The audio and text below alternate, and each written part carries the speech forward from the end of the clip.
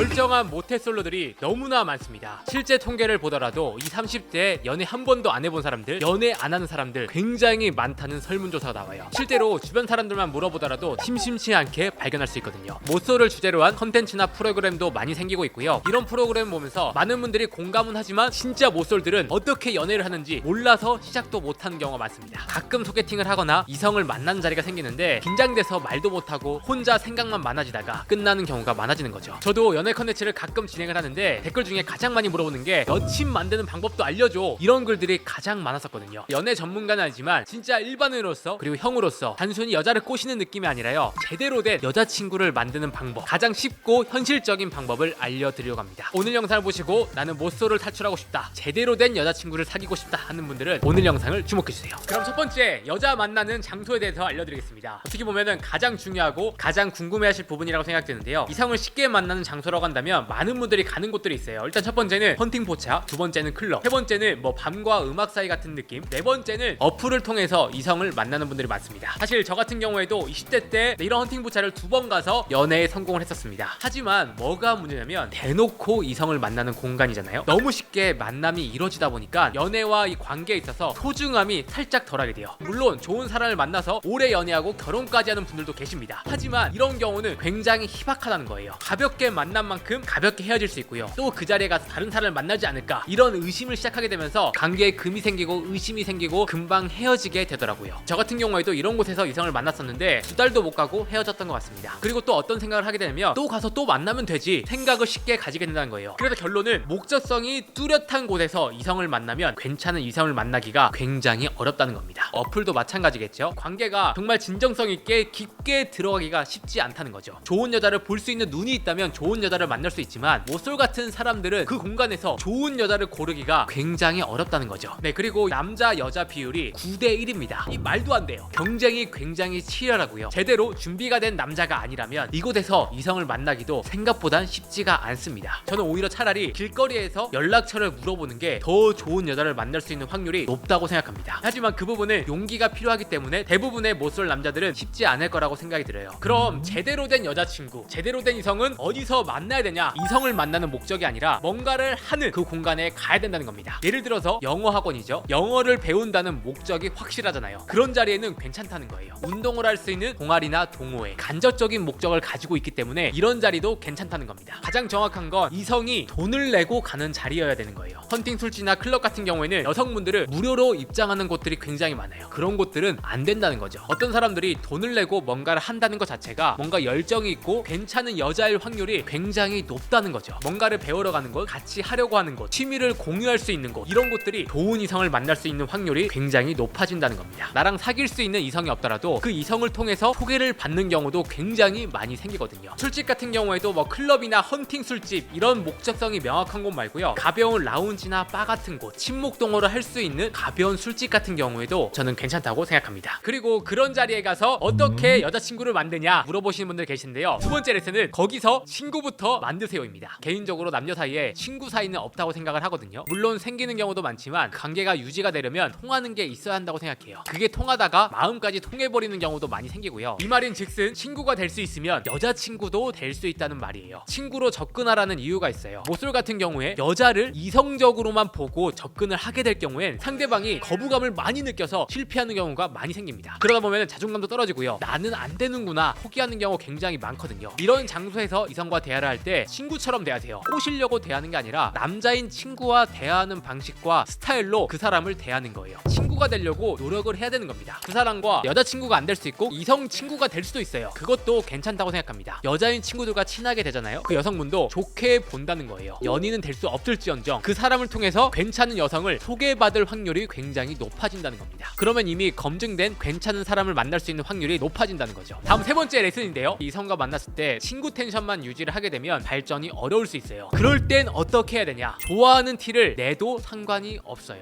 모쏠들이 실패하는 이유가 뭐냐면 이성들과 밀당한다고 생각하고 먼저 연락을 안 하거나 표현을 안 하는 경우가 굉장히 많아요. 한 번 표현을 했다고 피드백이 없다고 포기하는 경우도 굉장히 많거든요. 이런 걸 바꿔야 한다는 겁니다. 좋아하는 티를 내도 상관이 없어요. 정말 대놓고 나 너 좋아해, 보고 싶어, 만나자, 이런 느낌의 좋아하는 티가 아니에요. 그 사람을 존중하고 배려하는 관계에서 소소하게 좋아하는 티를 내는 겁니다. 먼저 여자에게 밥 먹자고 하거나 커피 한 잔 하자고 하거나, 이것도 좋아하는 표현이에요. 그게 뭐 좋아하는 표현이야? 이렇게 물어볼 수 있지만 여성분들이 딱 느꼈을 때는 이 사람이 나에게 관심이 있구나, 눈치를 챌 수 있다는 거죠. 처음엔 좀 가볍게 좋아하는 티를 내야 돼요. 아무리 나에게 관심 없는 이상이라고 할지라도 커피 한 잔 하자, 거절하기가 쉽지 않거든요. 이게 이성적인 느낌도 아니고 커피 한 잔 하지 뭐, 이런 느낌으로 쉽게 약속을 받아줄 수가 있다는 거죠. 이런 좋아하는 티가 반복이 되다 보면 이 사람이 나를 좋아하는구나, 의문점이 생기면서 관심을 가지게 된다는 거죠. 이 정도의 좋아하는 티를 냈는데 그 사람이 거절했다? 그럼 여러분들이 어떤 방법을 써도 될 수 없는 인연이라는 거예요. 모태솔로들은 애매하게 밀당하려고 하지 말고요, 좋아하는 티를 내세요. 가장 쉽고 여자친구를 만들 수 있는 방법이라고 생각합니다. 좋아하는 티를 은근히 내는 게 남자답다고 생각해요. 이성들은 남자다운 걸 굉장히 좋아하거든요. 애매하게 돌려서 얘기하는 것보단 밥 먹자, 커피 한잔 하자, 약속을 잡는 거예요. 요런 게 굉장히 중요하다는 겁니다. 그리고 나를 받아주지 않는다고 해서 욕할 필요도 없고요, 매달릴 필요도 없다는 겁니다. 사실 여자들이 먼저 남자에게 좋아한다, 관심 있다, 멋있다 얘기하는 경우가 흔치 않거든요. 근데 여성분들이 먼저 남자에게 플러팅을 했다, 그러면 여러분들은 이미 괜찮은 사람이고요, 연인 관계로 발전할 확률이 굉장히 높아진다는 겁니다. 그래서 우리는 이성을 만나기 위해서 기다려서만은 안 돼요. 진심을 표현을 해야 된다는 겁니다. 그리고 나서 이 사람도 나에게 호감이 있는 것 같다 생각이 들었을 때 진심으로 다가가야 한다는 거죠. 네, 그리고 네 번째 레슨입니다. 썸을 타거나 이성과 만났을 때 그럼 연락을 어떻게 해야 되나요? 저는 모태솔로나 연락하는 거 잘 모르는 사람들에게는 연락하지 말라고 이야기를 하고 싶습니다. 아침에 일어났냐, 오늘 뭐 하냐, 누구 만났냐, 사귀는 사이도 아닌데 모든 걸 물어보고 알려고 할 필요가 없어요. 그거 자체가 이미 부담이 되고요, 그것만으로도 여러분들의 매력이 떨어질 수 있다는 겁니다. 그럼 어떻게 되느냐, 우리가 만나는 약속을 잡잖아요. 저 같은 경우에는 화요일 전날까지 연락을 안 합니다. 만나서 해야 될 얘기인데 김 빠지거나 기대감을 떨어뜨릴 필요가 없다는 거죠. 차라리 연락을 안 하는 게 기본은 할 수 있다는 거죠. 그 전날에만 우리 이날 보는 거죠? 아니면 이날 여기서 봐요, 이런 약속으로만 끝내는 겁니다. 그게 오히려